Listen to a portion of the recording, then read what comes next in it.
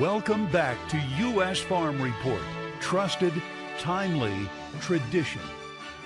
We'll talk about the tale of two extremes. After 3 consecutive years of devastating drought, California has seen relentless rains and steep snowfalls the past 3 weeks. While a break is now in sight, it will take time to assess the damage done by the historic storms. But it's also planting some hope about the moisture picture in the year ahead.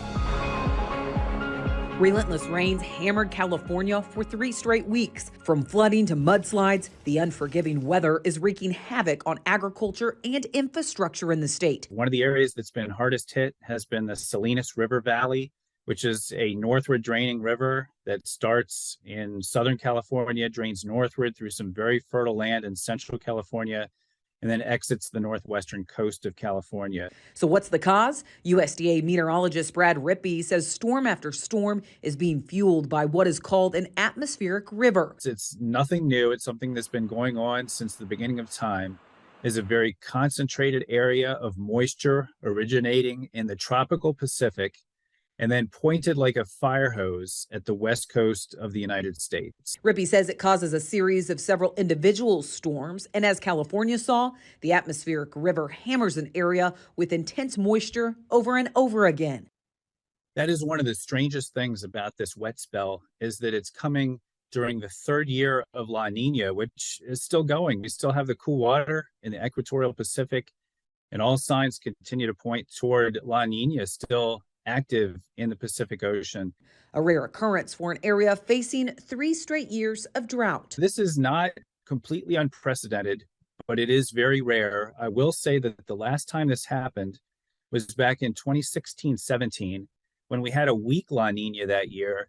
Kirk Hins of BAMWX agrees it's rare, but says signs point to a weakening La Nina. Think about it as jet streams. La Nina generally means a weaker jet stream. El Nino is a stronger jet stream. Well, you get an atmospheric river event from a stronger Pacific jet stream, which is El Nino-like related. So that tells me that, no matter what happens in the ocean, the atmosphere is starting to trend something away from La Nina. While longer-term outlooks may be improving, producers today are wading through what the damaging storms left behind. It continues to be really an evolving situation where, not only industry, but the emergency response officials and system here within the region are really still assessing in an ongoing nature, what are those impacts? But one of the hardest hit areas, the Salinas Valley. And this is a primary region for the production of leafy vegetables and fresh berries, namely strawberries, for the U.S. consumer over that spring, summer, fall period of time. It's not clear how long the flooding will last, but the good news is the area is in between growing seasons right now. Those crops largely aren't impacted because they're not quite yet into production. However, there are situations here where some of those crops, namely on the leafy vegetable side, were planted. Timing is key, but the floodwater is still sprouting doubts on when the crops will get planted this year. I believe there's confidence that as waters recede, most of the acres that were impacted should get planted this year. They will be delayed. The other concern, water contamination. So water tests will have to be done, soil testing, just to make sure it's safe to grow these crops. Even with the deluge of rain, Rippey says lingering drought is still impacting the state. But with all the rain and snow, it's also planting hope. I think we saw 40 to 50 foot recovery in like 2 weeks in some of these basins. I mean, that is what was needed in a lot of those areas. The latest snowpack assessment shows levels in the Sierra Nevadas reached 250% of normal, and far northern California is seeing snowpack 200% of normal. Certainly from a water allocation standpoint, we should be in much better shape in 2023 than any of the 3 preceding years.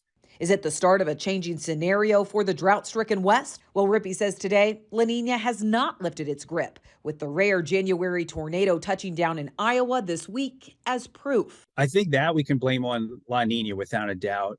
We have a very active storm track. It has shifted now away from the west, but now we're seeing these storms starting to light up across the middle part of the country, central and eastern U.S., snow in Nebraska currently. Snow this week also bringing some drought relief to the north central Great Plains. Good news for winter wheat and soil moisture overall, but also a warning that more severe weather outbreaks could be on tap yet this month. Active storm track has shifted, but we remain in a pretty hyperactive weather pattern as we head through the rest of January, just a different part of the country than what we saw for the first half.